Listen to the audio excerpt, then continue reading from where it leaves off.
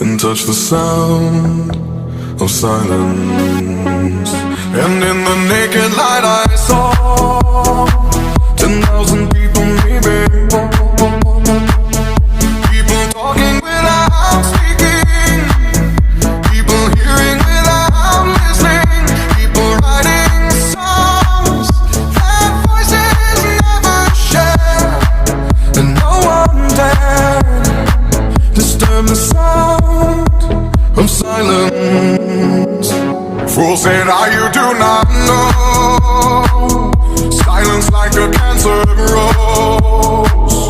Hear my words and I might teach you. Lay my arms and I might reach you.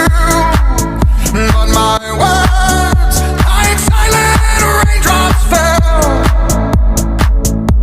and echoed in the wells of silence.